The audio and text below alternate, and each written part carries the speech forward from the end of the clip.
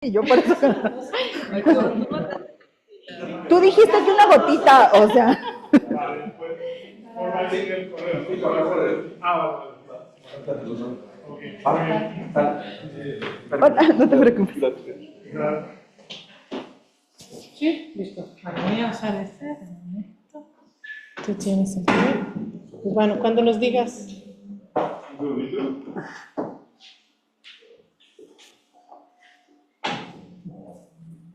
Supongo que te vas a levantar, ¿no? A hablar y así. No estoy muy segura qué tanto. Pero. Es que me esguince un tobillo. Digo, yo me voy a sentar aquí. Pero yo creo que sí lo voy a intentar. Aquí es muy incómodo. Sí, No, o sea, no tienes que.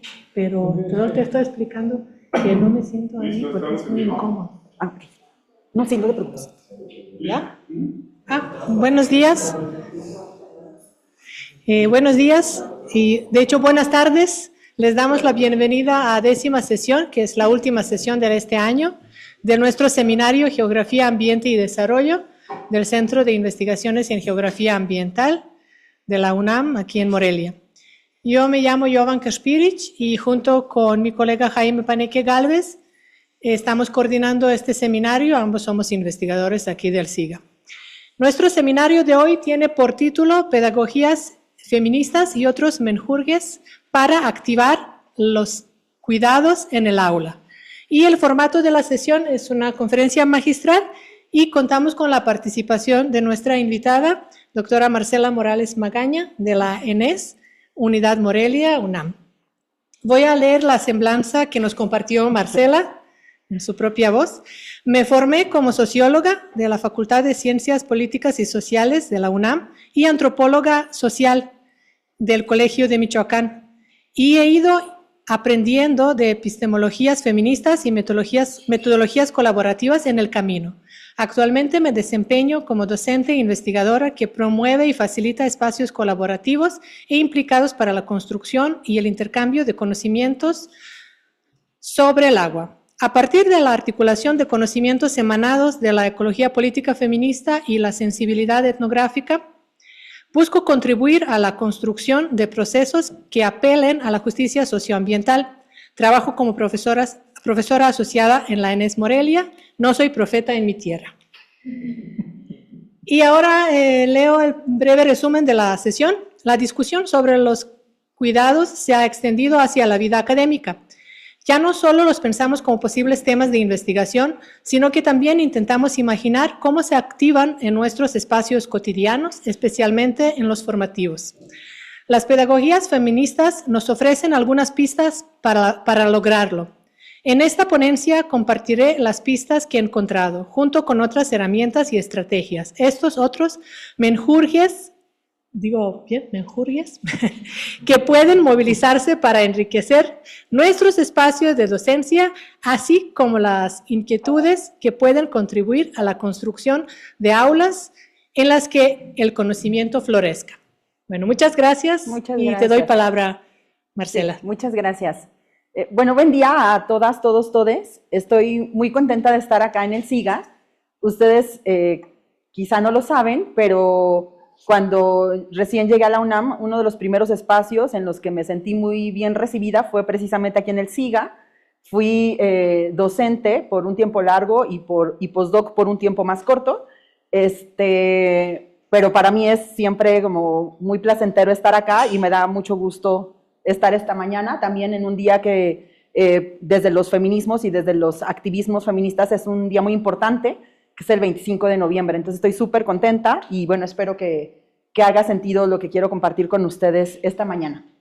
O bueno, esta tarde ya.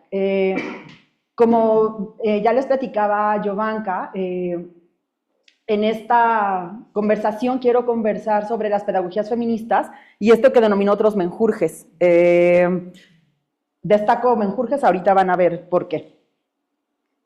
Y bueno, quiero empezar platicándoles un poco desde dónde hablo. Ya Jovanka les platicaba sobre mi formación académica, pero no quiero hablar ahora de eso, sino más bien como el proceso que me ha traído a mí a pensar estos temas. Como, bueno, esta foto soy yo, claramente, pueden ver que soy yo ahí en la fotografía. Y entonces, bueno, algo que de entrada quisiera mencionar es que me reivindico como profesora, me reivindico como docente, y hago este ejercicio porque me parece que la labor docente es de las labores más menospreciadas dentro de la universidad.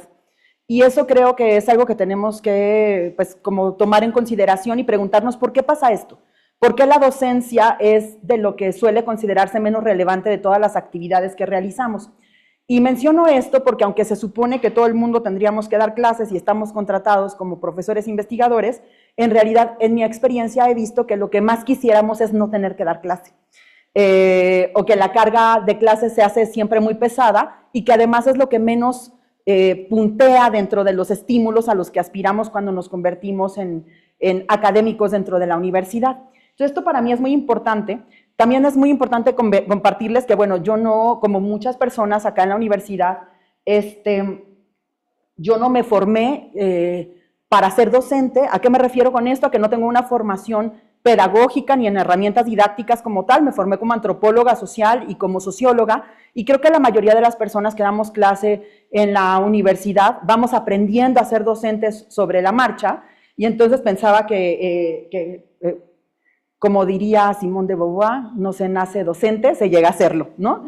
Entonces, he dado clases por 11 años en la UNAM, he dado muchísimos cursos de posgrado y de licenciatura. Cuando hacía este recuento me preguntaba por qué he dado tanta clase, y creo que tengo algún tipo de, no sé si de vocación o de interés muy particular por lo que se genera cuando estamos en el aula. Entonces, hablo mucho desde allí, desde este lugar en donde reconozco que no tengo esta formación pedagógica, que empecé a ser docente a partir de ir recuperando los referentes formativos que tenía, o sea, es decir, empecé a ser docente como vi a mis profesores y profesoras ser docentes, y que poco a poco he ido tratando de mejorar mi práctica, ¿no? Entonces, para mí, los procesos de investigación, es decir, los que implemento en los proyectos de investigación que he coordinado y en los que tengo oportunidad de participar, así como los procesos de acompañamiento como tutora, no está separada de mi práctica docente. Es decir, para mí, yo he logrado identificar que una no deja de ser docente, ¿no? No deja de estar generando espacios para aprender y para compartir, independientemente del tipo de dinámica o de ejercicio que estemos implementando. Me interesan de manera muy particular las temáticas socioambientales, me interesa mucho el agua, pero no solo, y desde allí es desde donde he estado pensando el tema de los cuidados que quiero compartir con ustedes. También me atraviesan mucho el interés por las epistemologías feministas, y por esto que mucha gente llama ciencia implicada, ciencia comprometida, y que a mí me gusta mucho, apelando a Sandra Harding, denominar ciencia desde abajo. Les comparto también que en mi trayectoria como académica, como profesora, hay como un parteaguas muy importante que está a partir de un texto que se llama Permanecer en el problema, de Donna Haraway. A mí me sacudió muy fuertemente una palabra que ella usa, que es precisamente esta de responsabilidad, así con la H intermedia, que yo la puse entre paréntesis para destacarla, ella no la pone entre paréntesis, pero que para mí fue una categoría que, digamos, dinamitó toda mi reflexión, porque lo que ella está planteando es que la responsabilidad implica habilitarnos mutuamente para dar respuesta. A partir de esa idea, y dar respuesta, ¿a qué queremos dar respuesta? Y bueno, ella cuando hace esta enunciación en torno a la responsabilidad, lo que está planteando es: queremos dar respuesta a lo que está pasando en el mundo. Podemos hacer una lista, o sea, podemos, digamos, cada quien desde los distintos lugares en donde está, podrá aportar un poco a esta lista de las cosas que estamos observando en el mundo y que claramente no solo nos preocupan, sino nos atraviesan la vida cotidiana, están transformando de manera tremenda el mundo. Entonces ella dice: queremos habilitarnos para dar respuesta. Y esta habilitación, me di cuenta que era un aprendizaje. O sea, habilitarnos mutuamente para dar respuesta implica precisamente ir aprendiendo a trabajar de manera colaborativa, a trabajar de manera colectiva. Entonces, bueno, esta idea está atravesando, se van a dar cuenta que va atravesando mucho de lo que voy a compartir, aunque no la vuelva a enunciar. La idea, esta noción de responsabilidad está ahí continuamente expresándose a lo largo de mi trabajo y de esta conversación. Otra cosa que me parece bien interesante comentar es que he encontrado muchas zonas de contacto o vasos comunicantes entre los intereses de la ecología política, específicamente en lo que tiene que ver con las estrategias para impartir y para enseñar ecología política y las epistemologías feministas y las pedagogías feministas. Esto es algo que quizá sabemos poco y lo quiero nombrar porque muchas veces pensamos que si no soy feminista o no soy señora, entonces ¿qué me importan las pedagogías feministas, ¿no? O ¿qué me importan los feminismos?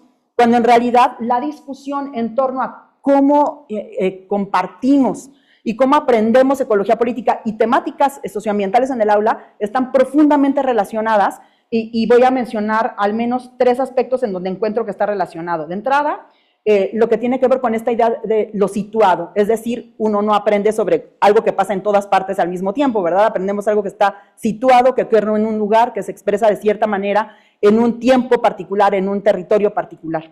El otro elemento que encuentro digamos, de relación es que tanto las reflexiones de estas líneas, ya no las voy a repetir, pues están pensando en que en el centro tiene que estar las personas que están aprendiendo. Es decir, poner al estudiante en el centro, que eso va a tener un alcance y una implicación súper grande. Y la otra es que implican un cambio de rol del docente, que esto también me parece muy importante, de centrar la figura del docente como la persona que sabe, como la persona que dice, como la persona que marca la pauta. Eso también es un elemento central en todos estos abordajes. Cuando me di cuenta, entendí que como no lo estamos visualizando, suponemos que son discusiones que están separadas cuando en realidad están profundamente entreveradas. Y bueno, la otra cuestión que quiero comentar desde donde hablo es que, bueno, nadie piensa sola. Mucho de lo que voy a compartir acá lo he pensado, lo he trabajado, lo he implementado con otras colegas muy increíbles con quienes he tenido la oportunidad de trabajar. Y entonces, bueno, cualquier imprecisión que pueda yo decir tiene que ver con mi propia práctica, mis propias habilidades y limitaciones, pero las cosas que digamos que puedan hacer sentido de manera más amplia están muy nutridas por el pensamiento de mis colegas y de mis estudiantes con quienes trabajo de manera regular. Y bueno, por último, quiero hablar desde este lugar en donde estoy convencida de que los menjurjes y los cuidados son indispensables para reparar y posibilitar nuestro quehacer. Cuando hablo de nuestro quehacer me refiero a nuestro quehacer como académicos dentro de la universidad, dentro de esta universidad en particular. Entonces, bueno, en esta constelación epistémica que me ayudó a hacer tan bonita mi colega Marisol Flores, solo quería darles una idea de cómo se van entramando distintas ideas y cómo no están separadas. Sé que no ven un carajo, estoy consciente, entonces, pero se ve bonito. Y lo que más me importa de esta diapositiva es justamente cómo se van entreverando las ideas y que quisiera que las pudiéramos ver así de manera, cómo se van a ir articulando los retazos que quiero compartir a continuación. Entonces, bueno, quise empezar haciendo un poco de conceptualización sobre los cuidados y los menjurjes, como para que podamos tener un piso común. Y esto me importa mucho por varias razones. La primera es porque habitualmente dentro de la teoría feminista conversamos temáticas que son de interés común de nuestra vida cotidiana. Y esto hace que todos tengamos alguna experiencia o alguna opinión respecto a lo que estamos hablando. Es decir, si estamos discutiendo, por ejemplo, sobre cuidados, todos podemos tener una experiencia con la que nos relacionamos, a la cual si tenemos, si no tenemos, si cuidamos, si no cuidamos, si nos cuidaron, si no, etcétera. O sea, hay mucha vida atravesada y eso genera un montón de emociones al respecto. Y entonces me parece importante reconocer eso, pero también que podamos reconocer que hay una profunda conceptualización en estas temáticas y que viene bien pues ir acomodando ese piso común para poder conversar. Entonces, bueno, en esta, ya no sé dónde voy. Bueno, de entrada quise empezar no es una conceptualización como tal, pero con una aclaración con respecto a esta idea del menjurje. Me puse a buscar en la RAE, porque además las feministas estamos muy acostumbradas a que nos manden a buscar a la RAE y nos digan ese concepto o esa palabra no existe, la RAE no la reconoce. Entonces, ya no necesitamos que nos manden, nos mandamos solas y entonces vamos y buscamos en la RAE y sabemos entonces que la palabra menjurje no existe. Luego vemos que además no se puede escribir con G. Y yo quise insistir, y por eso lo destaqué en morado en la portada de mi presentación, quise insistir en eso por 2 razones. Primero, porque menjurje sí es del habla coloquial en muchas regiones de México. O sea, sí decimos menjurje. sin importarnos mucho si está reconocido o no por la Real Academia de la Lengua, reconocemos menjurje y además hacemos menjurjes.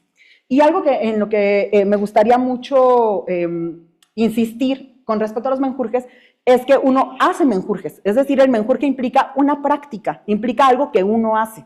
Entonces, esto me importa mucho y también me importa mucho la definición de esta idea es una sustancia hecha con la mezcla de varios ingredientes, así. De hecho, en un diccionario de americanismos que encontré, decía que los menjurjes se hacen con una mezcla arbitraria de varios elementos o varios ingredientes. Y esta idea de la arbitrariedad me gustó tanto, porque solemos pensar en cosas que están muy calibradas, muy contadas, cuántos gramos, cuántos miligramos, cuántos no sé qué, o sea, pensemos en términos culinarios, pero también pensemos en términos de los procesos de investigación que hacemos. Siempre queremos tener todo muy calibrado, y aquí esta cosa de, pues, una suma de ingredientes más o menos arbitraria, yo dije, es justo lo que quiero poner sobre la mesa. Entonces, bueno, mi idea entonces es que podamos pensar juntos cómo sumamos diferentes ingredientes para atender, reparar y generar espacios formativos en los que tengamos ganas de aprender. Eso es algo que he tenido la oportunidad de conversar con otros docentes porque he dado algunos cursos orientados justamente a compañeros, compañeras que son profesores, y una de las cosas que nos gusta pensar mucho en esos espacios tiene que ver con por qué una hace lo que hace.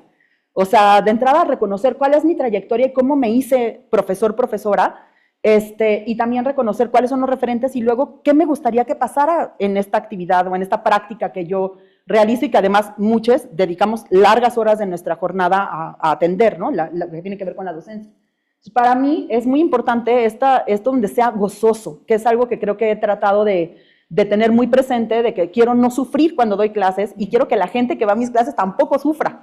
Entonces, que sean espacios gozosos donde nos den ganas de aprender. Entonces, un poco desde allí va la idea, ¿no? Entonces, bueno, en cuanto ya propiamente a las categorías, bueno, en el título está justamente las pedagogías feministas, puestas allí en el centro, y bueno, así como la santa patrona cuando hablamos de pedagogías feministas es sin lugar a dudas Bell Hooks. Bell Hooks se las quise poner aquí, los 3 textos que son emblemáticos, como para que los podamos tener de reserva, como en su caja de herramientas. Cuando se pregunten y digan, quisiera pensar un poco más este tema, ¿a quién podría apelar? Bell Hooks. Es como nuestra referencia. Hoy casi no voy a hablar de Bell Hooks, por eso quise traerla, porque quiero que me acompañe así en el camino, pero voy a recurrir a otras autoras también para poder conversar. Entonces, bueno, quise hacer como un punteo muy rápido de qué implica o a qué nos referimos cuando hablamos de pedagogías feministas. De entrada, quizá nos sobra decir que las pedagogías feministas están muy relacionadas con las epistemologías feministas. Muchas de las preocupaciones que han planteado quienes se dedican a reflexionar sobre los alcances de la ciencia y cómo se construye el conocimiento, también han contribuido al enriquecimiento de las pedagogías feministas. Entonces, ahí vamos a encontrar una relación y digamos, como muchas reflexiones coincidentes. Entonces, de entrada, cuando tratamos de trazar una línea, una genealogía de las pedagogías feministas, lo que la mayoría de las autoras ubican es que los antecedentes son directamente la pedagogía del oprimido, Freire puesto en el centro como punto de partida, y también, pues, como ya mencionaba, la teoría feminista. Esto lo van a encontrar en muchos textos y me parece que es muy importante mencionarlo ahora, porque a veces pensamos, hay mucha gente que me ha dicho, es que esto de los feminismos, que es una moda muy reciente, bueno, ni es reciente, y también dialoga con otros abordajes y otras reflexiones que tienen una larga historia, ¿no? También, bueno, no podemos omitir en donde en el centro de la reflexión de las pedagogías feministas está justamente el tema del género, como uno de los principales organizadores del mundo, ¿no? O sea, esta parte donde nuestra experiencia vital, nuestra experiencia cotidiana está atravesada por el género, me parece que es indudable. Creo que ahora ya tenemos más elementos para entenderlo de mejor manera, pero bueno, una es leída de cierta manera en el mundo y a partir de allí se decantan una serie de experiencias y posibilidades.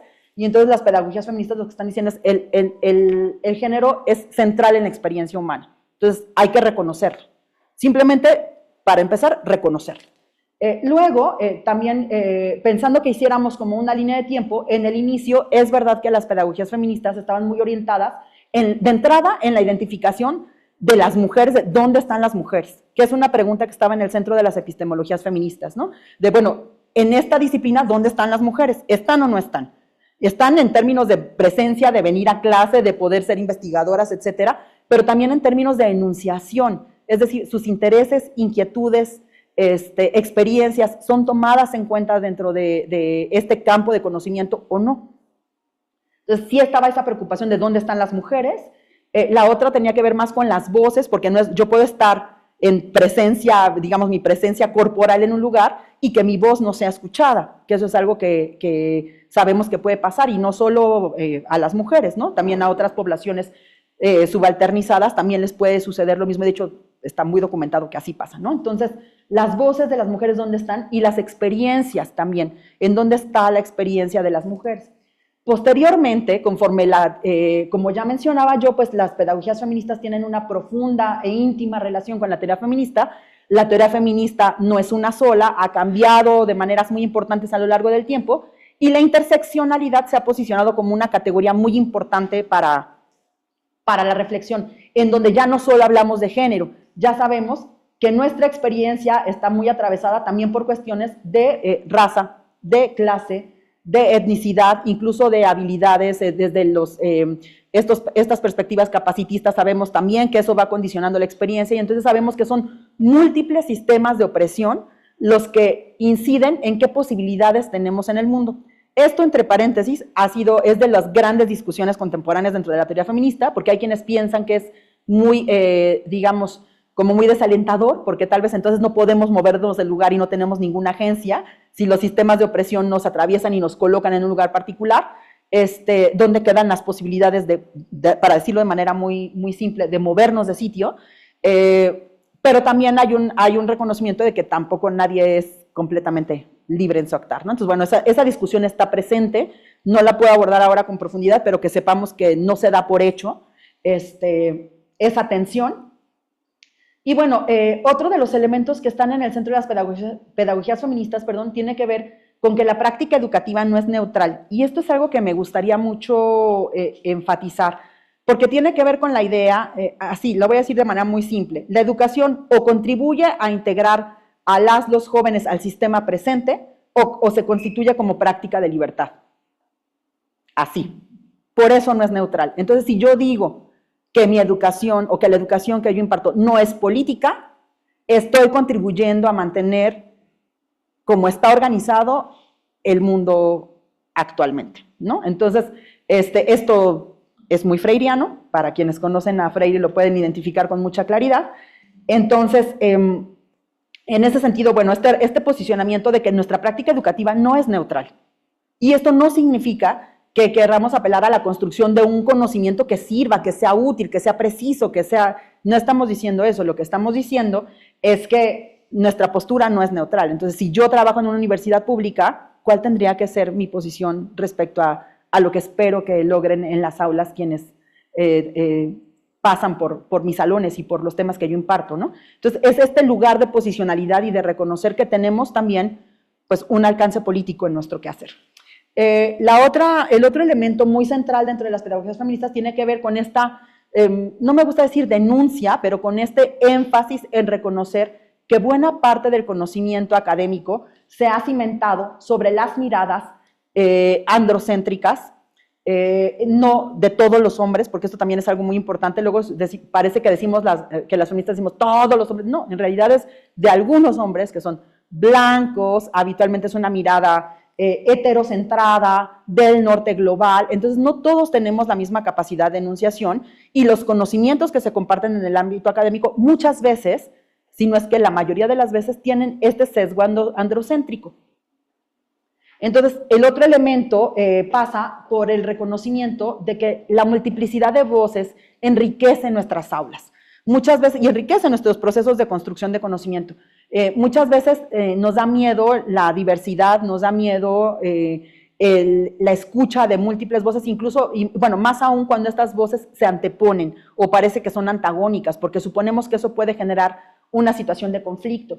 pero desde las pedagogías feministas se reconoce que la diversidad en realidad lo que hace es posibilitar la conversación, incluso si es incómoda, para ampliar nuestra mirada hacia aspectos o elementos, vivencias, experiencias que no habíamos reconocido previamente.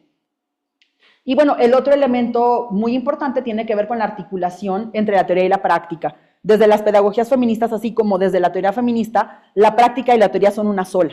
Entonces, a veces pensamos de, bueno, la teoría va por un lugar y la práctica va por otro lugar. Lo que están diciéndonos es, no, en realidad no es solo una intención, sino en realidad mucho de lo que hacemos está mediado por lo que pensamos. Si no es que todo lo que hacemos está mediado por lo que pensamos. Entonces, nuestra reflexión epistémica tiene una expresión material en el mundo. Es un poco lo que nos están allí diciendo. Entonces, bueno, hay 6 claves principales de acuerdo a esta autora que se llama Danielle Currier, que me parece que lo hizo muy bien en este texto. Se llama justamente Pedagogía Feminista, y lo que plantea es, bueno, estas son las claves. Aquí es donde está como el centro de la discusión. Esta posibilidad de desmantelar los sistemas interseccionales de opresión. Entonces, no solo es una denuncia a cómo funciona el conocimiento, sino de qué manera podemos justo hacer esta denuncia sobre los sistemas de opresión y tratar de modificar esas dinámicas. Y esta modificación de las dinámicas tiene que ver con una aspiración muy profunda, que es posibilitar otros mundos, posibilitar otras experiencias y darles cabida y reconocer no solo que existen, sino que además tienen derecho de existencia. La otra cuestión tiene que ver pues, con una confrontación, como ya mencionaba, con los modos tradicionales de enseñanza. Implica, ya decía yo, un cambio de rol en el docente, pero también un cambio de rol en lo que suponemos que es un buen estudiante. Implica lo que las pedagogas feministas denominan compartir el poder. Implica ampliar la discusión para poder conversar y hacer acuerdos que de otra manera no tendrían cabida si mantenemos el esquema habitual entre el docente y el estudiante como funciona de manera tradicional, ¿no? La otra clave tiene que ver con la valoración de la experiencia personal. Esto es algo muy importante y que yo he visto que a veces nos da mucho miedo. De hecho, he escuchado, quizá yo misma lo he dicho, en donde a veces cuando decimos, es que esto que estás diciendo es muy subjetivo, o tal vez esto que estás diciendo viene de tu experiencia, pero no podemos generalizar.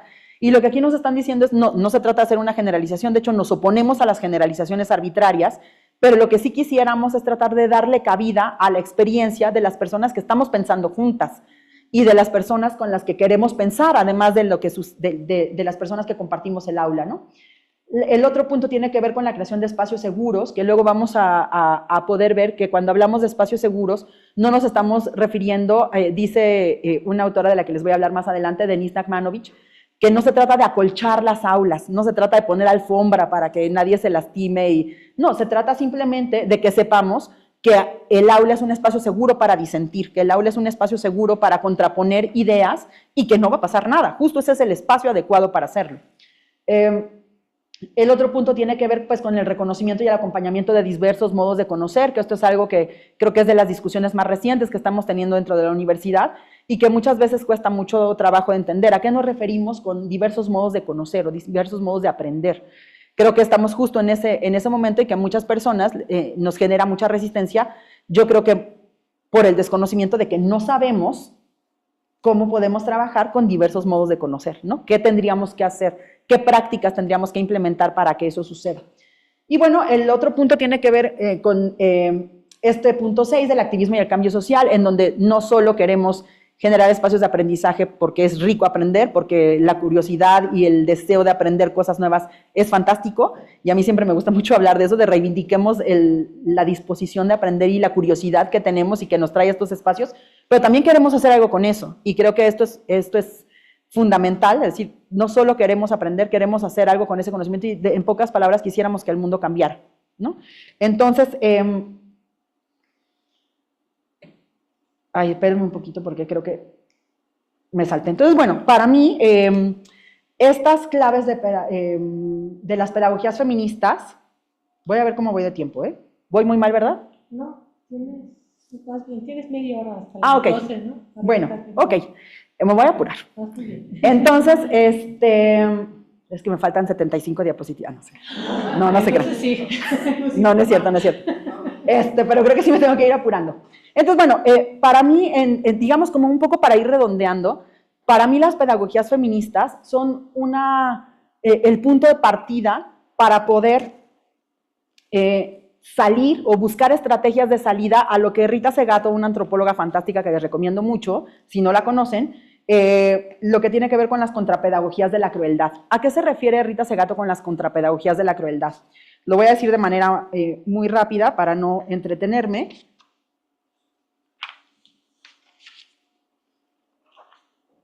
Permítanme un segundo, es que hice una trampa. Traté de no poner todo en diapositivas para no, según yo, para tardarme menos, pero lo traen las hojas. Entonces se va a tardar igual.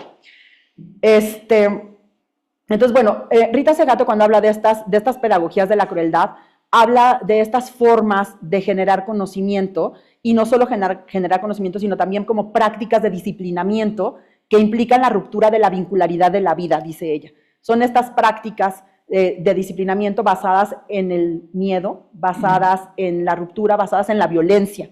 Y que cuando ella habla, por ejemplo, de las prácticas machistas, en particular las prácticas feminicidas, que son uno de los temas principales que ella ha estudiado, justamente lo que plantea es que son estas pedagogías de la crueldad las que habilitan socialmente para que ese tipo de expresiones tengan cabida en el mundo.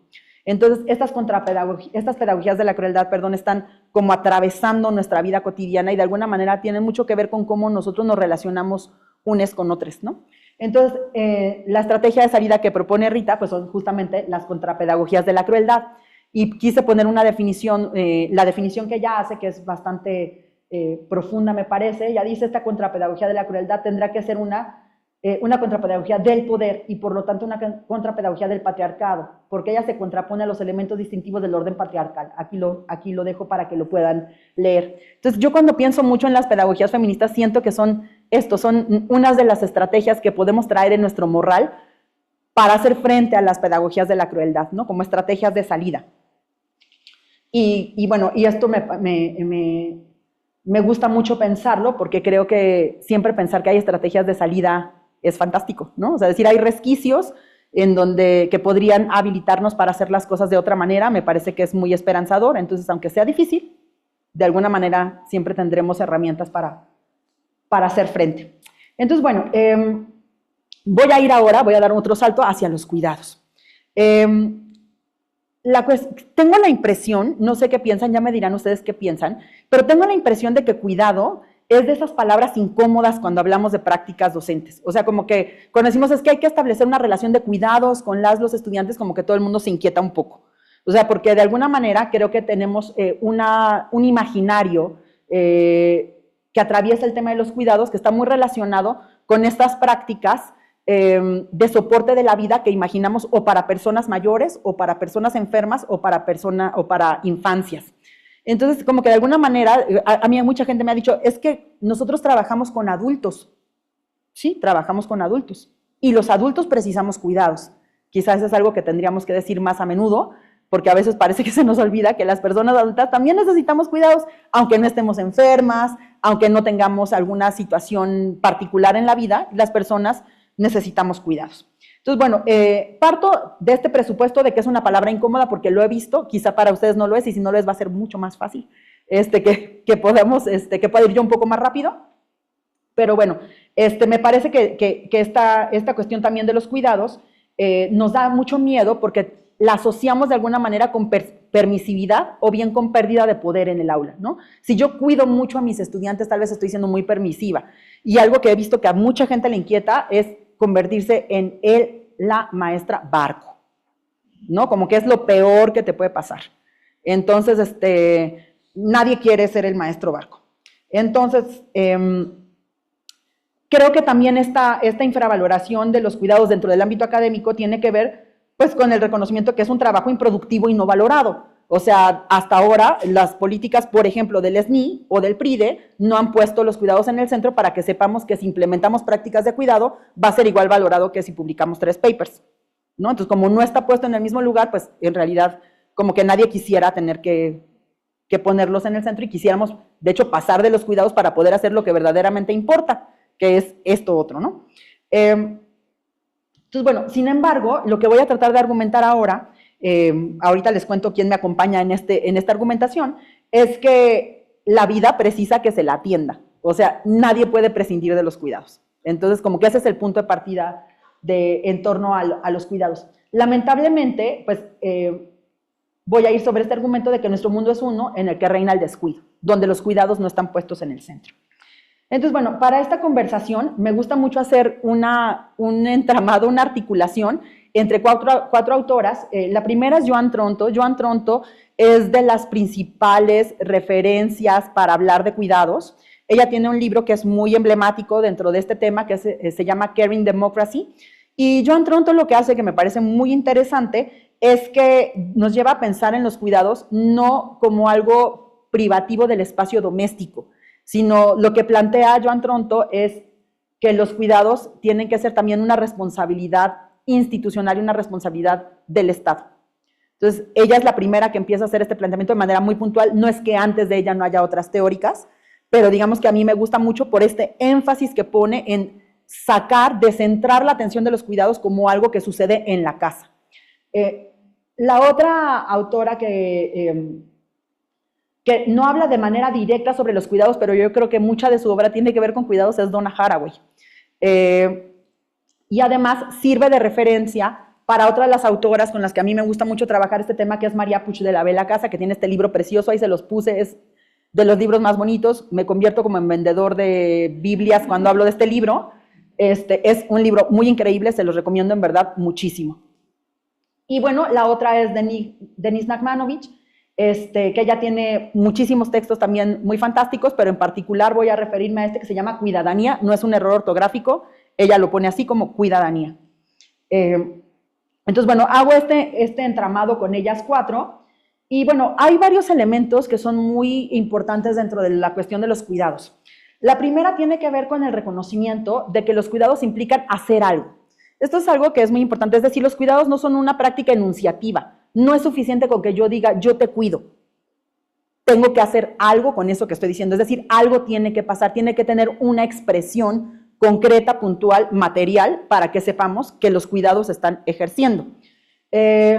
La otra cuestión que ya había mencionado, pues es que los cuidados son imprescindibles, nadie puede pasar del cuidado. Esta idea de que la vida precisa de que se la atienda me parece muy, muy central, y voy a estar insistiendo mucho en eso. Entonces, no podemos pasar de los cuidados, aunque quisiéramos, aunque deseáramos no tener que dedicar tiempo para eso, no vamos a poder dejar los cuidados de lado. Son imprescindibles y todo lo que vive requiere cuidados. La otra cuestión es que los cuidados implican tiempo, y en estas dinámicas sociales contemporáneas hiperproductivistas, tener que designar tiempo a algo que no gana ningún reconocimiento, que habitualmente no es pagado, entonces como que da mucha cosa, ¿no? Quisiéramos no tener que dedicar tiempo, pero no hay manera de cuidar sin ponerle hora a eso, o sea, sin ponerle una dedicación particular en tiempo. El otro punto es que siempre suceden de manera situada, es decir, suceden en un lugar con ciertos actores, o sea, no suceden de manera abstracta en la estratosfera, suceden en un lugar de manera particular y en ciertas condiciones. Esto es muy importante. Hay condiciones alrededor que posibilitan o restringen o limitan los cuidados. El otro elemento muy básico de esta discusión sobre los cuidados tiene que ver con la repetición. Varias autoras insisten mucho en esta cuestión de que el cuidado no es un gesto de un solo acto.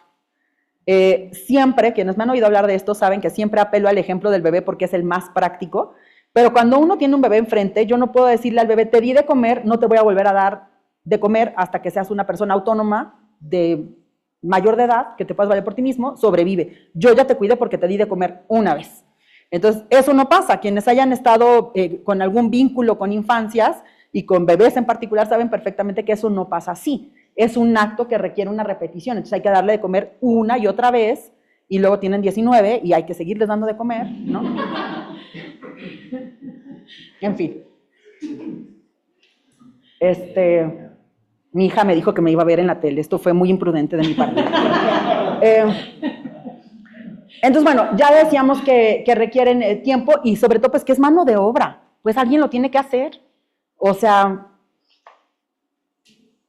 y es un trabajo que habitualmente sucede de manera muy precarizada, ¿no? Que las condiciones no son favorables, que no te lo van a pagar, el SNI no te va a premiar porque cuides un chorro, entonces Es un trabajo precarizado. Y también otro elemento fundamental de los cuidados es que requieren enfoque. ¿A qué me refiero con enfoque? A que para yo poder cuidar tengo que poner atención y tengo que enfocar la mirada. Eso implica que voy a dejar de ver otras cosas. Y entonces tengo que asumir las consecuencias de ese enfoque en algo muy puntual que no me va a permitir ver todo lo demás. Entonces, a veces es una cuestión de decisiones, a veces es una cuestión de circunstancias. Pero la parte donde hay que enfocarse para poder cuidar es pues indudable. Y voy a hablar un poco más al respecto enseguida. Entonces, bueno,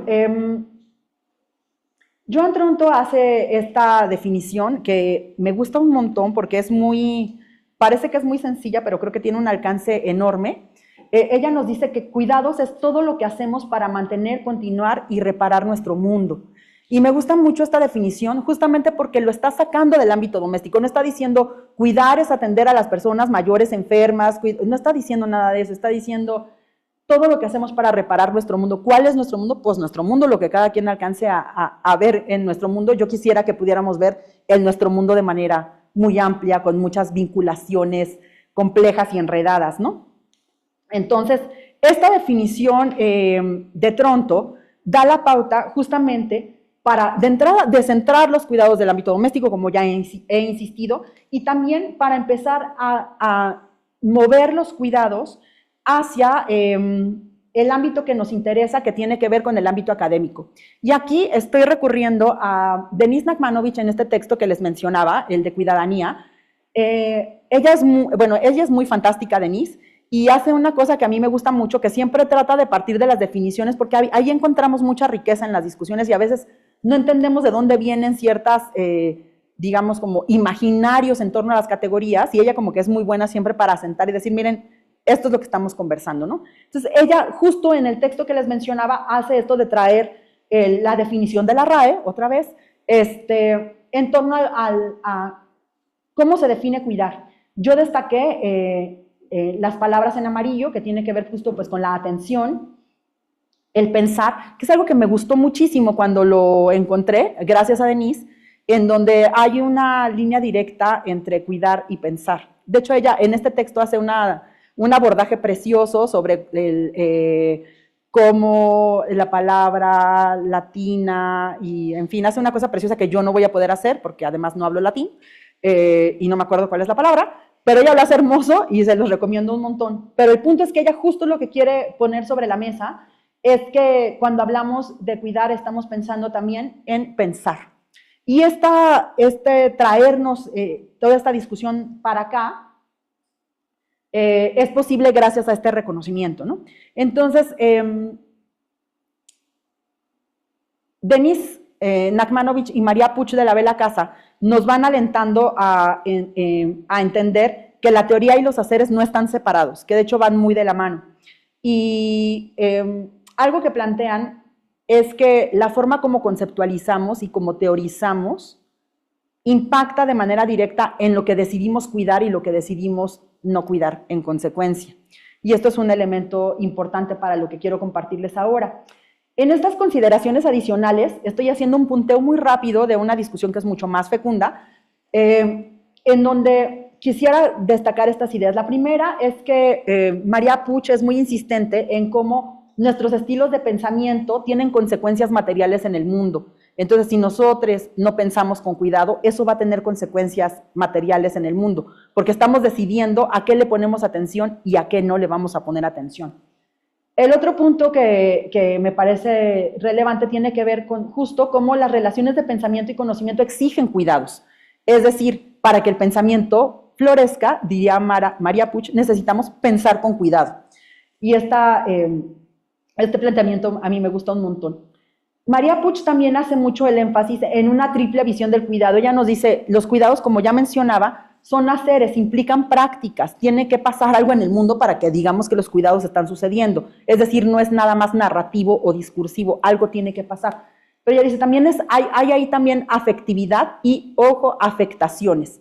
Cosas nos pasan cuando estamos implementando cuidados. No, y cuando dice afectividad no se refiere necesariamente a sentimientos bonitos o en ese sentido, sino hay una afectación importante y hay, digamos, podríamos decir como, además de esta afectación, una fuerte carga emotiva, creo yo, como muy puesta en el centro y que implica que muchas veces nuestra experiencia está muy atravesada por esa práctica que estamos implementando. Y dice María Puig, también es una ética política, ¿no? Entonces ella hace esta definición de los cuidados, entonces serían como un quehacer ético-afectivo. Y bueno, ambas insisten mucho en esta necesidad vital del cuidado y me gusta su planteamiento porque lo que están señalando es que no cuidamos desde una perspectiva utilitaria, o sea, no cuido lo que me sirve, ¿no? Hay se apela mucho a esta idea de los cuidados por la posibilidad de que la vida sea floreciente. Y este lugar, digamos que se logra llegar a este lugar a partir del reconocimiento de la interdependencia, de las vidas conectadas, nada existe separado de lo demás. Entonces, que lo que vive sea floreciente, de alguna manera nos entrama a todos y no es una relación utilitaria directa de esto me beneficia a mí, por eso invierto tiempo en esto, sino es mucho más amplio, mucho más complejo y creo yo mucho más generoso.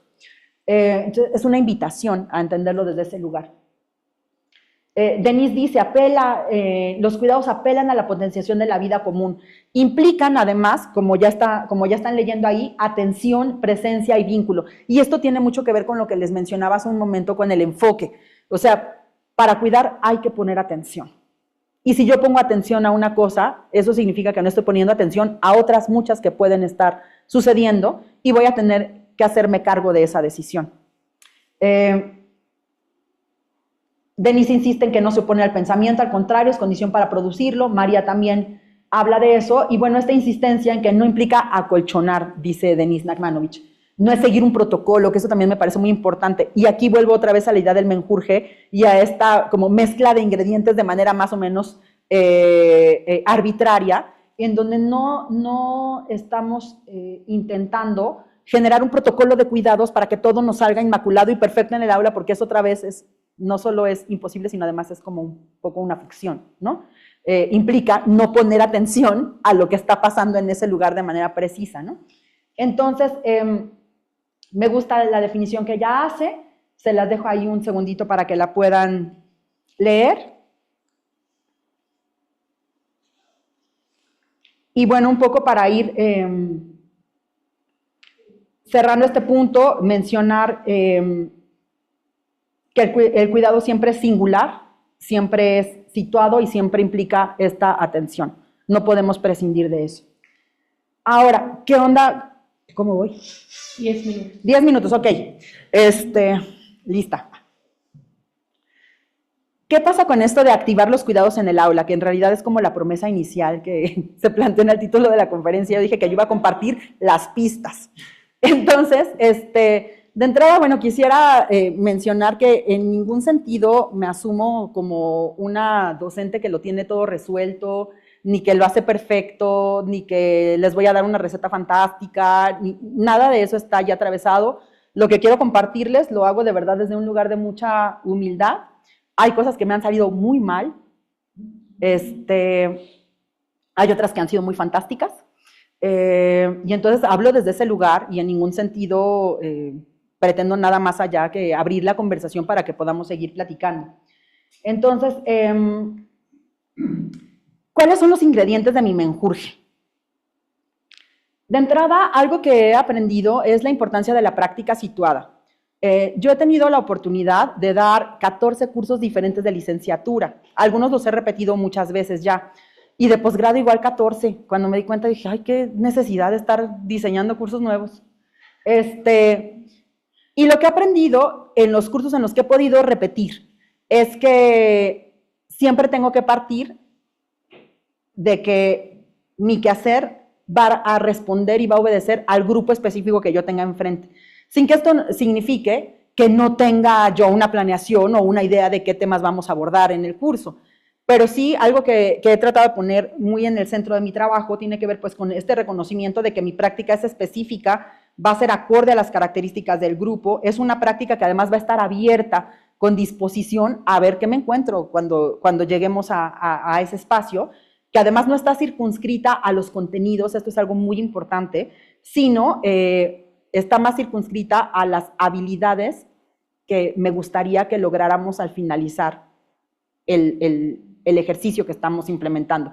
Y esto a veces sí pasa hay cosas que te tienes que aprender. Por ejemplo, si yo doy un curso de ecología política, a mí se me importa que puedan dar una definición mínima de ecología política y que sepan que hay un chorro de definiciones y que ha cambiado a lo largo de 50 años, qué sé yo. O sea, claro que hay cosas que son fundamentales, pero lo que me refiero es a que hay mucha apertura y hay mucho margen de ajuste también en los ejercicios que implemento.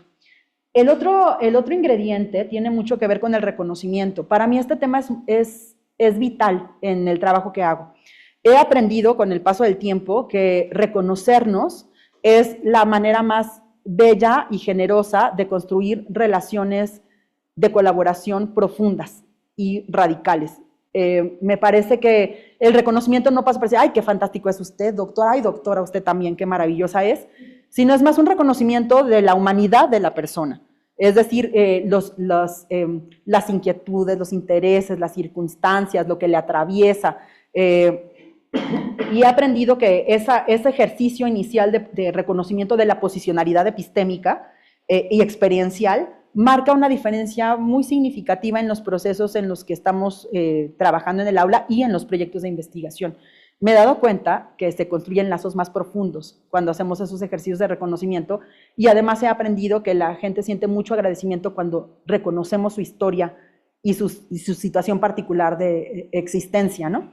El otro ingrediente tiene que ver con la colaboración. Debo confesar que es el que más trabajo me ha costado porque me gusta mucho la colaboración. Siempre digo que quiero hacer muchas cosas con mucha gente, pero soy muy controladora. Entonces, he aprendido que la colaboración es una habilidad maestra y que implica una puesta en común de valores epistémicos y políticos. Y entonces ahí hay mucha negociación, hay mucho margen para que sucedan cosas y me implica a mí mucho moverme del lugar inicial que imaginé que iba a tener cuando empieza un proceso de cualquier naturaleza. Algo que también me ha servido mucho tiene que ver con el codiseño. De la mano de mi colega que está aquí, Chantal Garduño, he aprendido un montón de cosas de codiseño. Les recomiendo en particular un texto muy bonito de Arturo Escobar, que es súper chulo para pensar el tema del codiseño, pero hay un montón de cosas que he aprendido en los últimos años al respecto y que me ha llevado a pensar en cómo realmente podemos construir de manera conjunta conocimiento. He aprendido un montón de cosas en ese ámbito y una de esas cosas tiene que ver con he aprendido algo que se denomina desde estos abordajes el hacer situación.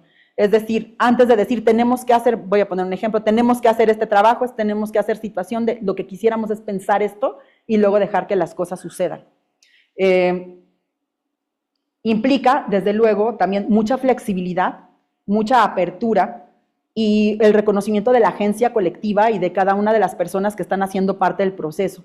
Entonces, esto nos coloca de manera muy directa en contra de la rigidez y de los ejercicios cerrados que esperan obtener un resultado particular en un tiempo determinado, sino implica esa disposición a dejar que las cosas sucedan. La conversación también es un elemento central. Estoy pensando la conversación como la aborda Bell Hooks, entendida como un reconocimiento de que nuestra experiencia no es individual, tampoco está basada en la competencia, que el diálogo cuando es generativo, cuando es generoso, produce nuevas ideas, que también obviamente la conversación genuina implica compartir el poder e implica también compartir el conocimiento de una manera así, generosa, que luego es algo que en este mundo de patentes y reconocimiento de las ideas como si fueran patrimonio, nos cuesta un montón de trabajo, ¿no? Implica desde luego poner atención. Y esto es algo que me gusta mucho hacer cuando estamos en clase, que implica hablar de cómo se ve poner atención. Yo habitualmente hago esta pregunta, ¿cómo se ve? ¿Cómo yo sé, cuando estoy hablando, cómo sé que me están poniendo atención? ¿Tú cómo sabes que te están poniendo atención? Entonces, esta parte de la corporalidad, del gesto, de la atención, de aquí vamos juntos pensando, me parece súper importante. Y entonces, cuando me doy cuenta de que algo está pasando, ¿no? De que no nos estamos poniendo atención, me gusta también pues poner el cuerpo en el centro y decir, entonces respiremos, tomemos aire, agüita. Ahora estoy mucho en la exploración somática, entonces bueno, hago barbaridad y media en el aula. No sé qué piensan mis estudiantes al respecto, no hubo tiempo de hacerles una encuesta. Y bueno, la otra cuestión tiene que ver con la corresponsabilidad que es tal cual, compartir la responsabilidad y que para mí ha sido fantástico, ha sido de los mayores hallazgos. Quiero cerrar rapidísimo con estas dos ideas, que tiene que ver con algo que habitualmente se llama políticas de citación, y que para mí implica construir la certeza de que todo lo que se genere en eso que estamos produciendo va a tener el reconocimiento colectivo que merece. Que esto es algo que también creo que se habla poco, estamos mucho en una lógica de disputa de quién va primero, quién va después, primer autor, segundo autor, corresponding, no sé qué, o en el aula, por ejemplo, estamos mucho en esta lógica de el mejor estudiante, el más destacado, el que tiene las mejores ideas, y en esta parte del reconocimiento de esta idea inicial con la que empecé, de que nadie piensa sola, me parece, nadie piensa solo, ¿no? Me parece muy importante establecer claramente como un ingrediente central de nuestro trabajo que habrá los reconocimientos colectivos y entonces que tenemos que aprender a reconocer cómo yo reconozco una idea que se construyó colectivamente y que todavía no está expresada en un capítulo de un libro. ¿Cómo le hago? Es una pregunta que he estado planteando en mi salón de manera continua. ¿Cómo le hacemos? ¿Cómo le hago para citar a mi comadre que dijo algo fantástico en un espacio de conversación, pero que todavía es una idea que está floreciendo y que todavía no está expresada en un lugar? ¿Cómo le hacemos? Esas discusiones me parecen muy centrales y que creo que son prácticas cuidadosas. Y bueno, esta parte de que abramos espacio para la emoción, el conflicto y la tensión. Y bueno, otros ingredientes extra, pues es esto que les decía, espacio para respirar, espacio para mover el cuerpo, para un poco indisciplinar el cuerpo. No me gustan las aulas en donde está todo tan, ¿no? Me parece que así la gente no piensa tan bonito. He visto que la gente piensa mejor tirada de panza en el piso, no sé por qué. No sé por qué pasa eso, pero a mucha gente le funciona muy bien, a otra no. Entonces hay que construir las condiciones para que eso pase. Y bueno, ya con esto cierro con esta frase de Bell Hooks que les dejo ahí para que lean. Y bueno, comentarles que para mí cuidar, curar y pensar tienen una relación íntima y profunda y creo que en el aula podemos elaborar muy buenos menjurjes para la construcción de confianza, autonomía y vidas florecientes. Ya.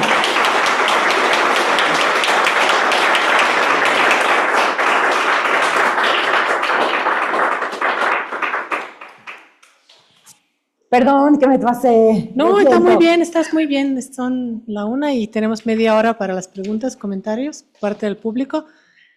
Abrimos ahora. Vamos a tomar como unas 2, 3 preguntas en bloque y luego las esperamos. Muy breve.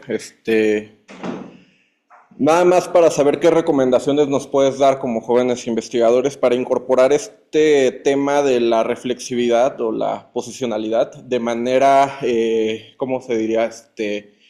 Genuina, sin parecer nada más como superficial o burocrático. Eso nada más.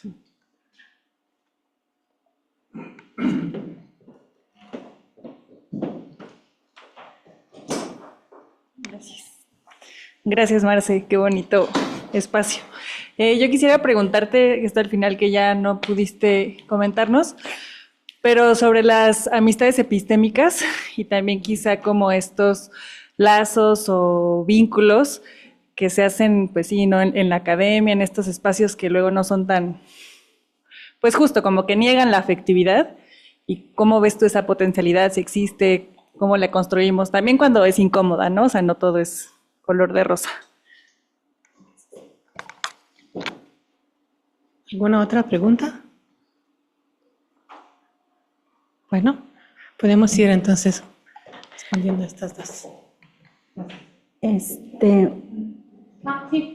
¿Quieres la otra ronda o ya? Pues si quieres de una vez. Vale, gracias. Sí, es nada más como cómo se construyen espacios equitativos en el aula, incluyendo a los maestres en ese espacio y que no sean asimétricos, en donde el estudiante tiene, pues hay que cuidar al estudiante, pero quizás el estudiante no cuida tanto a los maestros o los maestres. Tú tienes tu micrófono. Sí. Muchas gracias por las preguntas. En cuanto a esta cuestión, lo que me preguntabas respecto a cómo abordar el tema de la reflexividad o de la posicionalidad de una manera que sea como, no sé si decir genuina, pero que sea profunda, voy a decir, me parece que algo que muchas veces nos cuesta mucho trabajo es reconocer el propio lugar que tenemos en las dinámicas en las que participamos. Nos cuesta mucho trabajo porque implica muchas veces reconocer posiciones de poder que nos son incómodas. Posiciones de poder, de relaciones de poder que pesan sobre nosotros o o dinámicas de poder que ejercemos sobre otros, sobre otras. Y creo que lo más difícil respecto a la posicionalidad creo que tiene que ver con ese reconocimiento de desde dónde estamos, no solo desde dónde hablamos o quién nos acompaña teóricamente o epistémicamente, sino en el reconocimiento de las dinámicas de las que hacemos parte. Creo que esa parte es la más difícil porque muchas veces implica reconocer privilegios, sobre todo dentro del ámbito académico. Implica reconocer privilegios y nos cuesta mucho trabajo porque siempre habrá alguien que esté en una posición diferente a la nuestra. Y entonces cuando alguien nos dice es que eres muy privilegiada, no, claro que no, porque yo no soy titular J, entonces no soy tan privilegiada. Bueno, pero algún privilegio tengo. Entonces, creo que nos cuesta mucho trabajo y para mí sí ha sido un esfuerzo como de construcción, pero sobre todo como de escucha, de entender las experiencias de otras personas y cómo viven, cómo experimentan esos intercambios que suceden cuando estamos juntos, ¿no? Eso creo que ha sido lo más importante y no solo para mí no solo es un tema de enunciación, es una buena práctica siempre decir desde dónde hablamos, pero para mí en realidad el ejercicio es más personal y entonces como desde dónde estamos hablando, ¿no? O sea, por ejemplo, como en el caso de los proyectos de investigación o de los procesos de investigación, que es a lo que tú te referías, pues siempre reconocer que yo a mis estudiantes siempre les digo, cuando vamos a un lugar y decimos que vamos de la UNAM, algo pasa. Eso no lo podemos perder de vista. Algo pasa. La mayoría de las veces lo que pasa es que nos abre puertas. Ya me ha pasado que también me cierra puertas, pero es la menos de las veces todavía, afortunadamente. Hagamos bonitos trabajos, oigan, para que no nos cierre puertas. Entonces, como ese reconocimiento de que uno no va solo, también hay dinámicas estructurales y lógicas que van con nosotros a los distintos lugares. Entonces, reconocer eso me parece que es importante, ¿no? Y sobre todo en los procesos colaborativos en comunidades, creo que nos pasa mucho eso, en donde se nos olvida que nuestra posición, a final de cuentas, es la de una persona que viene del lugar en donde se saben cosas, ¿no? Y entonces, por más que digamos, es que yo quiero escucharles a todos, o sea, no pasa de esa manera. Creo que ese reconocimiento es muy importante y, en consecuencia, ¿qué acciones específicas tengo que hacer de manera situada y particular para que esas dinámicas de alguna manera se ajusten? Que tienen mucho que ver con lo que preguntabas, Marta, ahorita voy a hablar un poco de eso, de la cuestión de las asimetrías. Reconocer las asimetrías es fundamental. Bell Hooks, bueno, Bell Hooks y muchas otras personas interesadas en los temas de poder serán muy insistentes en que uno tiene que reconocer las dinámicas de poder. O sea, no podemos pasar de eso. Entonces, en el aula a mí no se me puede olvidar que yo soy la docente. No se me puede olvidar. Entonces, eso no significa que yo no sea un ser humano y que no requiera cuidados y que no requiera consideraciones o que la gente pueda pasar por encima de mí de manera arbitraria porque se le antoja. No estamos hablando de eso. Pero sí estamos hablando del reconocimiento en donde, a final de cuentas, yo puedo reprobar a alguien, puedo afectar la carrera académica de una persona. No, o sea, eso está allí y Bell Hooks va a ser súper insistente en eso. Entonces, eso no se nos puede olvidar.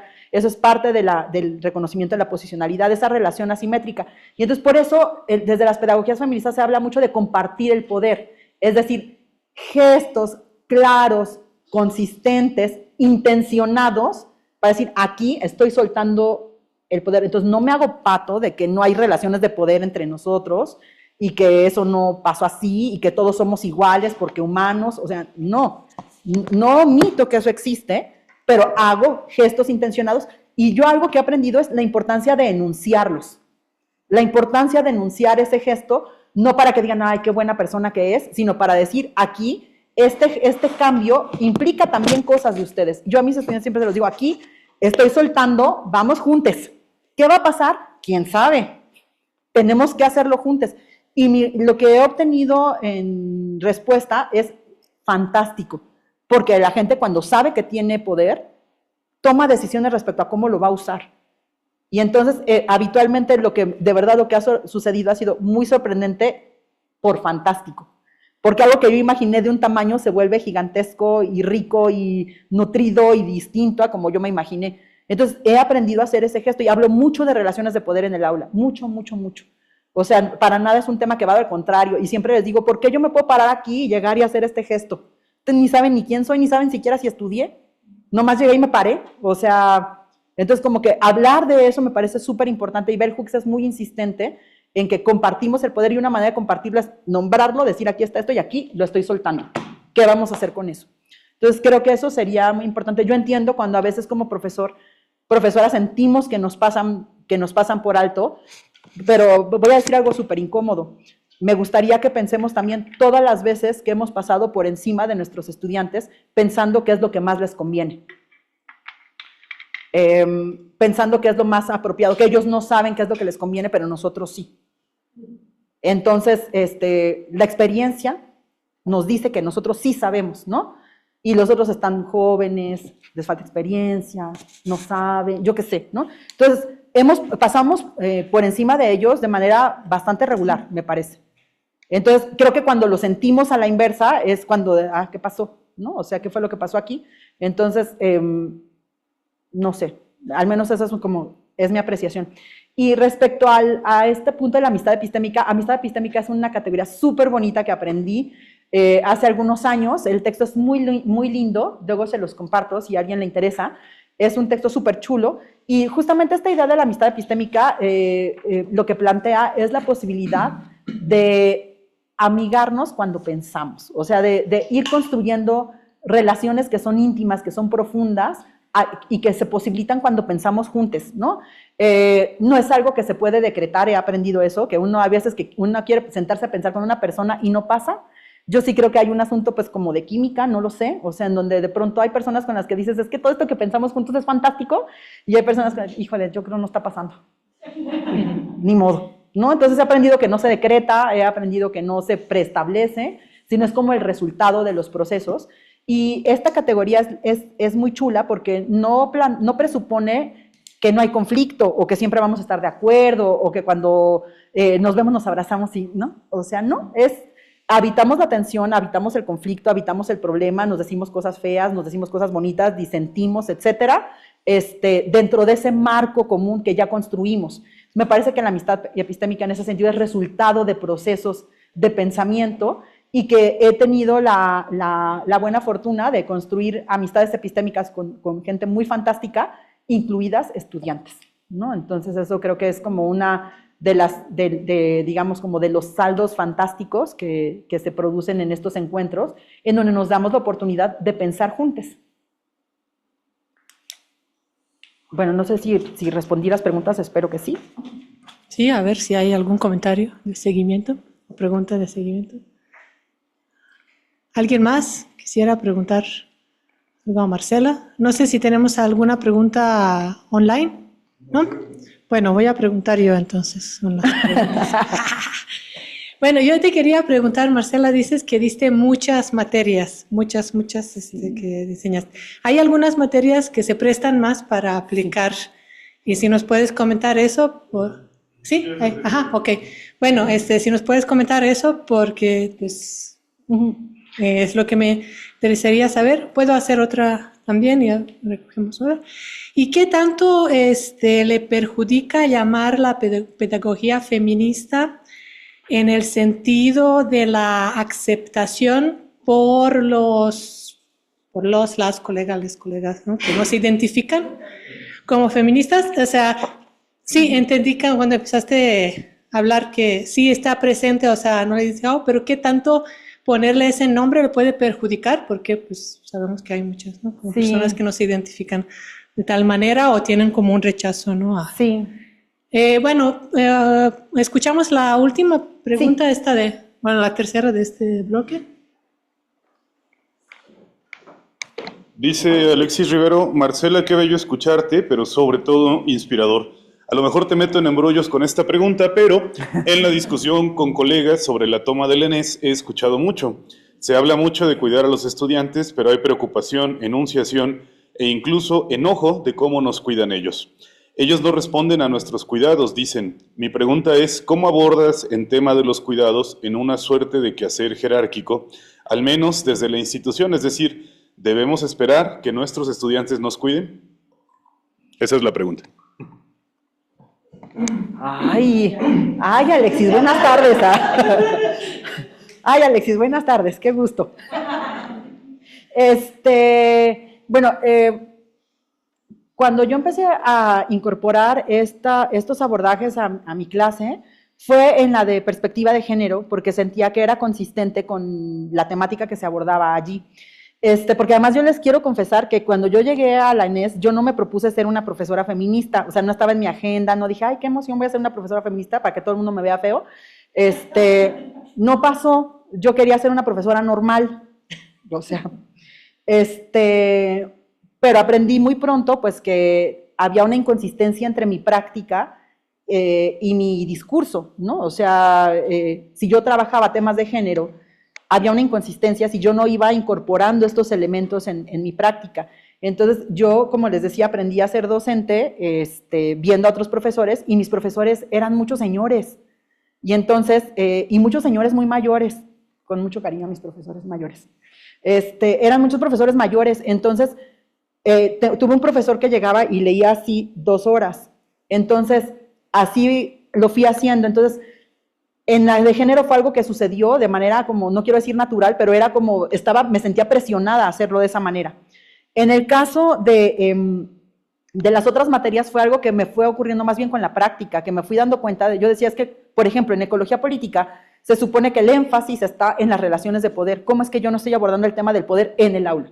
¿Cómo es algo que no estoy haciendo evidente en el aula? Es como que empezó a trasminar la reflexión hacia distintas asignaturas, y de pronto ya lo había implicado todo. Esto no quiere decir que en todas las sesiones se tengan que abordar temas feministas. Lo que sí es que las estrategias pedagógicas me parecen fundamentales y están como en el centro de mi quehacer docente. Hay veces que ni siquiera les digo, yo trabajo con pedagogías feministas, o sea, no, simplemente lo hacemos y ya está, ¿no? Sí, creo que hay materias en donde es más fácil o más difícil. Al principio pensaba que sí, que había asignaturas en donde que se prestaban más, y otras que se prestaban menos, pero luego me he ido dando cuenta que en realidad en todas se puede, no por mi propia experiencia, sino por la experiencia de mis otros colegas, porque las otras personas con las que trabajo dan clases en áreas muy distintas a la mía, ¿no? Entonces tengo colegas que se dedican, por ejemplo, a las matemáticas, como Marisol, que está aquí, y ella ha ido incorporando elementos de distinta manera. Ya les tendría que contar cómo lo hace, pero entonces me di cuenta que yo decía, pues acá también se puede, ¿no? En otras materias de sociales que no tienen tanto que ver con cuestiones colaborativas, Mónica también lo ha hecho. En cursos que son eminentemente teóricos lo hemos podido hacer. Entonces me parece que es un asunto de experimentación, y a veces creo que tiene mucho que ver con esa curiosidad de ver qué pasa, ¿no? O sea, no todas las clases tienen que ser como show cómico, mágico, musical, pero hay gestos que se pueden ir implementando, ¿no? Hay gestos que podemos ir movilizando. Entonces, por ejemplo, la parte donde reconocemos con quién estamos trabajando, yo creo que se puede hacer en cualquier materia, tenga que ver con física cuántica o tenga que ver con procesos colaborativos. Entonces, hay gestos que sí podemos hacer, ¿no? La parte donde me implico y pongo atención en la situación, eso creo que también lo podemos hacer en cualquier materia. Hay otras que no tanto, algunos elementos. Entonces, en ese sentido, creo que conviene traer en el morral muchos ingredientes para hacer el menjurje con los ingredientes que correspondan al momento, ¿no? Pero creo que ahora ya mi sentir es que lo podríamos implementar, porque implica poner atención. Y poner atención creo que lo podemos hacer en cualquier ámbito disciplinar y en cualquier asignatura que estemos impartiendo. En cuanto a la cuestión de si feminista es un nombre que afecta, es algo que he pensado mucho, pero siento que para mí ha sido como salir del closet, ¿sabes? O sea, como decir soy feminista y qué, y entonces ahora decir, siempre no, ya no vamos a decir porque les da miedo, ¿no? Porque piensan que, o sea, sí es como decir, no vamos a hacer, no sé, como, no nos vamos a poner a la esclavitud porque suena bien feo. O sea, la gente se asusta cuando decimos que hacemos parte de un movimiento antiesclavista. O sea, es como, sí, si hacemos parte de eso, hacemos parte de eso. Entiendo que la categoría feminista nos remite a pensar que es un tema de señoras. Eso sí lo entiendo muy bien, además señoras enojadas. señoras enojadas y pues sí, es lo que hay. Como seguramente a muchas otras personas desde otros enfoques se les criticó fuertemente en ese momento. Yo creo que sí lo pienso, sí sé que puede de alguna manera restringir. Lo que creo es que hay que apelar a la curiosidad y a compartir de qué hablamos cuando hablamos de perspectivas feministas. A final de cuentas, a mí siempre me gusta insistir en que el feminismo es teoría crítica. Y yo creo que la universidad está profundamente atravesada por la teoría crítica. Y entonces el feminismo no es otra cosa diferente. Entonces si alguien me dice, es que yo vi a unas vándalas enojadas, ahí bueno, o sea, es como, estamos hablando de teoría feminista, entonces las prácticas particulares de las personas podrán ser cuestionadas, podrán ser válidas para algunos o no, pero me parece que entender en la discusión amplia es muy importante. Entonces yo no sé, yo qué decisión, o sea, yo no creo que yo me haría promotora de quitarle el apelativo feminista, de hecho me gustaría mucho insistir en que no le tengan miedo, no muerde. Pero sé de compañeras que dicen ya, pedagogías críticas. Y luego dices, pero es feminista. Sí, pero, ¿no? Entonces, no sé si perdemos adeptos, la verdad, pero yo esperaría que no. Y bueno, en esta pregunta de Alexis, sí me metes en aprietos, porque es algo que he pensado también y que no sé muy bien cómo resolver. Pero me parece que yo creo que Denise Nakmanovich habla mucho de la necesidad de los cuidados compartidos, es decir, como los cuidados como un circuito de cuidados, ¿no? O sea, nosotros precisamos cuidados, como docentes precisamos cuidados, como seres humanos precisamos cuidados, y entonces, pero me parece que esta expectativa de quién nos tiene que dar cuidados es un mandato. Y justo una de las discusiones centrales dentro del tema de los cuidados tiene que ver con el mandato. Yo no puedo imponerle a alguien que me cuide. O sea, no puedo dejar de tú me tienes que cuidar ahorita como yo quiero en este momento, es algo que yo no puedo, los cuidados no se imponen, los cuidados son necesarios y yo creo que se construyen en una interrelación, se construyen de manera relacional con los otros. Entonces, la parte donde yo espero que mis estudiantes me cuiden, me gustaría mucho que les importe mi humanidad, mi existencia, que sean empáticos cuando algo me pasa, ahí sí me gustaría muchísimo, porque yo no siempre tengo energía, no siempre estoy en mi mejor momento, no siempre, ¿no? O sea, me pasan cosas como a cualquier persona. Entonces, la parte donde mis estudiantes empatizan conmigo sería algo fantástico, me ha pasado muchas veces, otras no, pero creo que entender los cuidados como un mandato es muy problemático. Así como se ha impuesto a las mujeres el rol de los cuidados domésticos, me parece que ahora imponer quién nos tiene que cuidar en el aula, creo que es muy problemático. Yo sí creo que nosotros, como colegas, profesores, tendríamos que apelar a prácticas de cuidado también entre nosotros. O sea, eso me parece muy importante, o sea, donde nos podamos reconocer, nos podamos cuidar, nos podamos apapachar, nos podamos acompañar, me parece súper importante y creo que eso haría nuestras dinámicas cotidianas mucho más amables. Pero esperar, además creo que esta expectativa de cuidados también viene en los momentos de crisis, ¿no? O sea, ahorita estamos en un momento de crisis y entonces he escuchado a muchas personas que se sienten muy, digamos, como no tomadas en cuenta, ¿no? O sea, como a mí no me toman en cuenta, mi voz no se ha escuchado en este momento, en esta coyuntura, ¿qué pasa con mis necesidades particulares? Y entonces siento que es una tensión muy habitual cuando hay un conflicto social, en donde cuando alguien levanta la voz los demás dicen, pero a mí tampoco me están escuchando, bueno, ahorita vamos a escucharte a ti, pero ahorita tenemos que escuchar esto que ya se desbordó y a lo que le tenemos que poner atención. Entonces, creo que es algo que a mí me gustaría mucho que no tuviéramos que pensar los cuidados en los momentos de crisis nada más, porque además nuestras respuestas suelen ser muy rígidas cuando estamos en el momento de la crisis, porque todo nos da susto. ¿Y qué va a pasar? ¿Y qué alcance va a tener? ¿Y cómo se va a tomar? ¿Y quién lo va a hacer? ¿Y qué va a implicar? ¿Y cuánto va a costar? Y entonces, creo que no son cuidados que se construyan desde ese lugar generoso, desde ese lugar dispuesto a que la vida florezca, en este caso, en la ENES.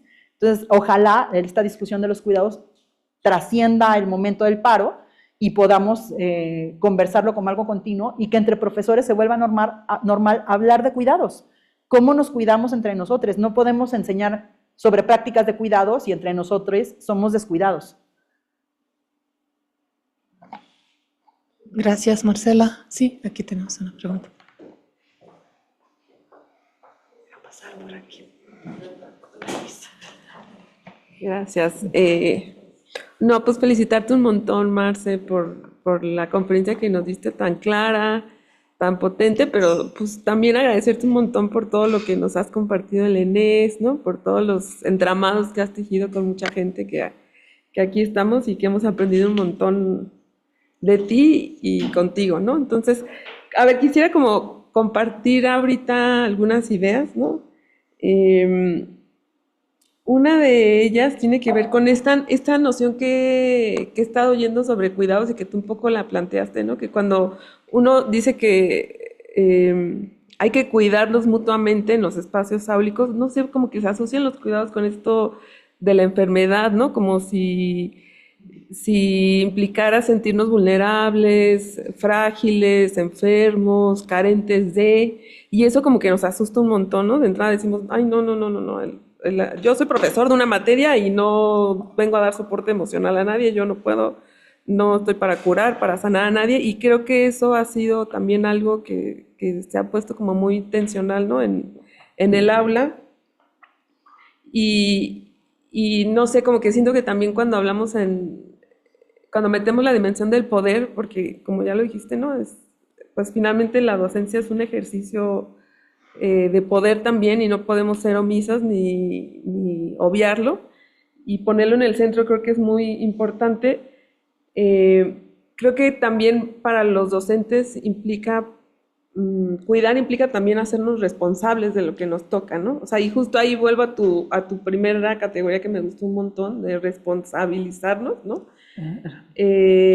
Y creo que es crucial porque tampoco se trata de romper las jerarquías y soltar todo y dejar que, ¿no? Este temor de que pareciera que los alumnos se van a montar sobre nosotros y vamos a hacer barcos y que vamos a perder el control y la rigidez y sobre todo la falta de autoridad, que es creo que algo que preocupa mucho, y creo que si pensamos las relaciones de cuidados como responsabilidades, ¿no? Creo que es importante.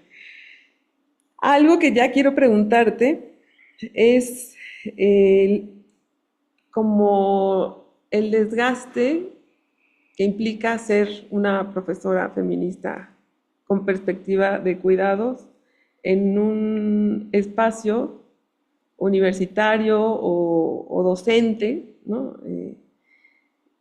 En donde están instauradas otras lógicas, ¿no? Porque pues definitivamente me parece que esta es una apuesta política que tú también has hecho muy fuertemente en un entorno en donde no solo en esta universidad sino en el mundo pues pareciera que la lógica es contraria, ¿no? La lógica es más bien productivista, capitalista, extractivista, ¿no? Y del punteo y de la inmediatez y de la rapidez, y pues esta apuesta puede tener también riesgos, costos, desgastes, ¿no?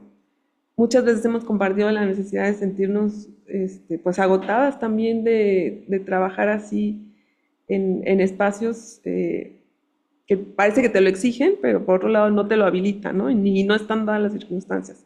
Entonces eso, si puedes compartirnos un poco sobre estos desgastes, tensiones, zonas grises. Gracias. Esa pregunta se tiene que contestar con mezcal, yo creo. Sí, muchas gracias. Esta va a ser la última pregunta porque nos queda 5 minutos para cerrar bien. Entonces, bueno, como se tiene que contestar con mezcal, voy a responder muy brevemente. No, pues me parece que luego pensamos los cuidados como esta idea de sostener, como hacernos cargo del otro, justo porque pensamos mucho los cuidados hacia las infancias o las personas enfermas o mayores.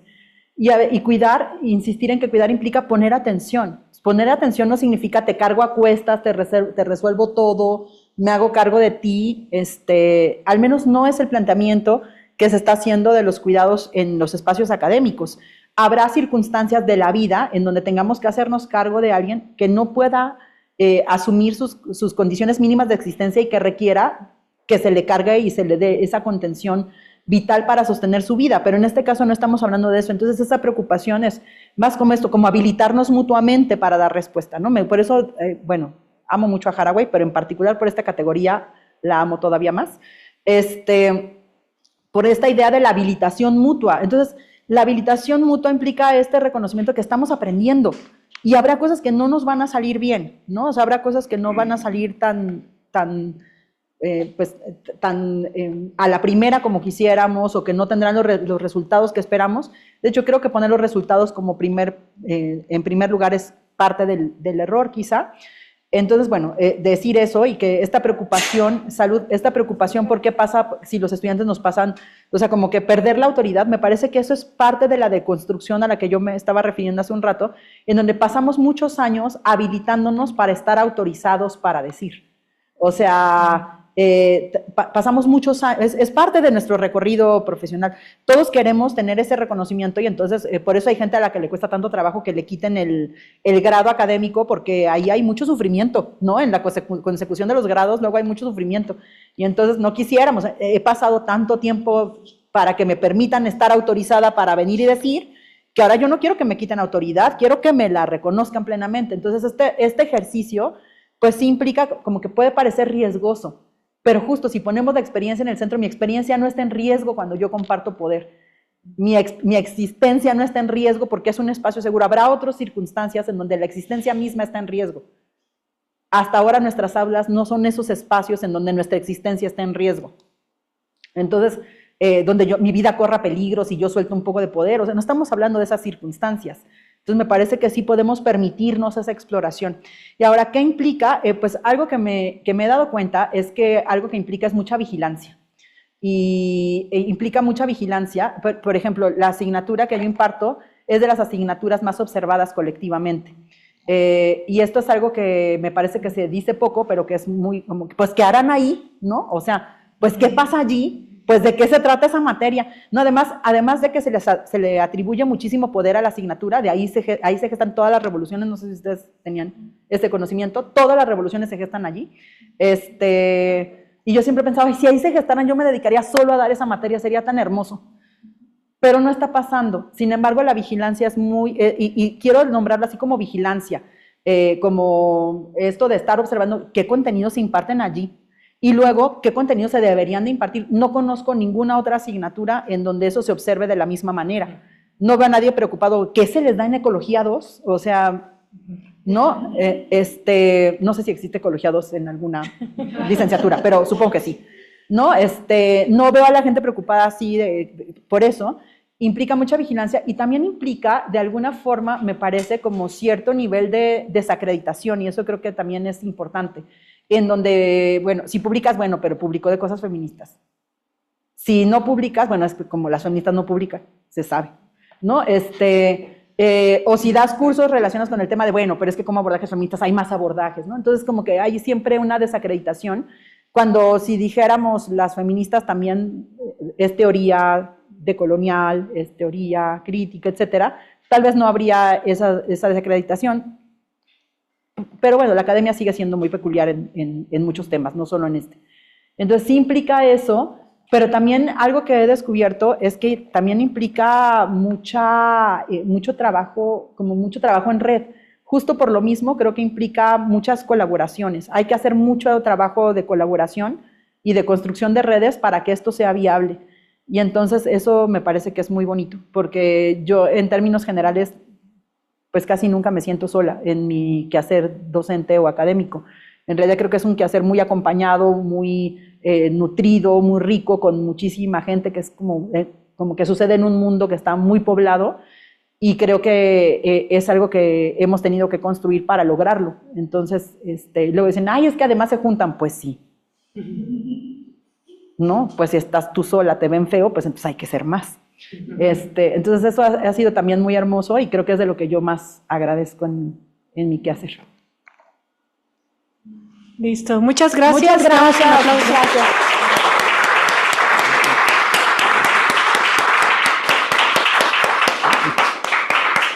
Muchas gracias. Muchas gracias, Marcela. Muchas gracias por aceptar nuestra invitación y por esta charla súper nutrida y estos pues consejos, ¿no?, que nos das. Muchas gracias y pues aquí cerramos. Gracias al público. Gracias. Bueno, esta es nuestra última sesión, como dije al principio, y es la última que vamos coordinando yo y mi colega Jaime. Entonces, la próxima sesión que se va a programar para el enero Ya va a estar coordinada por otros 2 colegas, pero que sea un poco la sorpresa